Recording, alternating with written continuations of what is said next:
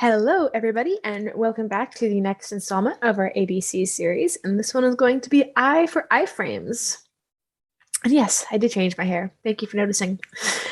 So, obviously, as our resident non-technical person, and never having built a website or anything like that, I did not know what iFrames were. So, when I tried to use Virtuoso to test out, like writing my name in something, for example, writing my name into these forms, couldn't figure out why it didn't work. A little tinkering later, and I discovered iFrames. So actually knowing iFrames exists is handy. But we're gonna just see how Virtuoso can switch over and switch back from the iFrames once we tell it what to do. So we're going to start out by navigating to our book a demo site. And we're going to do write Tessa in first name. And I'm just gonna write out everything just so we can see how it works. So this checkpoint is going to fail. We're going to do switch to you switch iFrame to iFrame like that. Then we're going to write Tessa in field first name. And then we're going to make sure that we're on the right page. We're going to go look for element. What element shall we choose? Let's look for ship happens faster. Excellent phrase.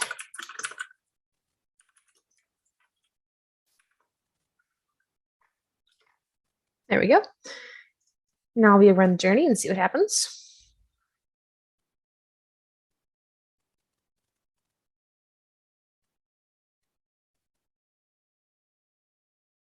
So we can see this second step taking a while.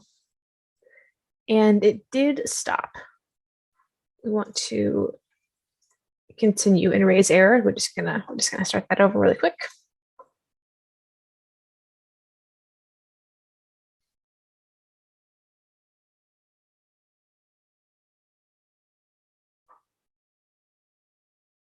Still taking a while, looking for the first name field. Can't find it. But now it continues on, so we can see that the iFrame has successfully switched. It has written Tessa in the field first name. But if we go back and we try to interact with the main page, it does fail because it can't find it, because now all it's focusing on is this iFrame at the bottom. So it looks for anything else on the page that's not a part of this form. This is all that it sees. iFrame stuff that I didn't know about. So we're going to look for the element, and then we're going to switch to parent frame, and then look for ship happens faster. And we're going to run it all again. And I'll just do a little time, whoop, and we're back. And we can see that Virtuoso successfully switched back to the parent iFrame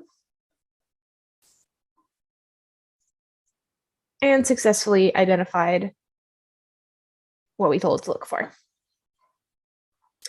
really all there is to it, unless it gets more complicated and you have multiple iFrames. You don't know which iFrame to tell it to switch to.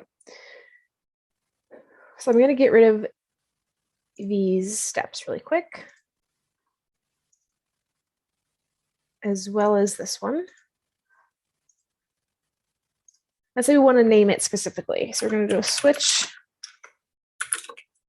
iFrame to, and we don't know what iFrame to call it. So I'm sure that we all know about the inspect button. It is F12 on my keyboard. We're going to do Control F to find, or Command F if you're in Mac, I think. We're going to search iFrame, and then on this page, it is the fourth one, and you can see because it highlights the iFrame right here, ID.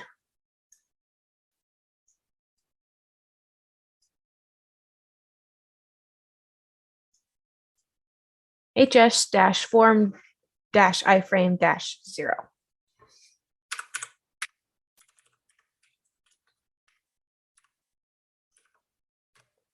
Now we have specifically named the iframe.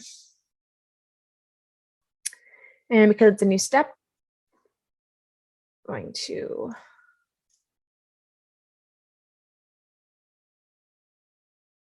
run it again.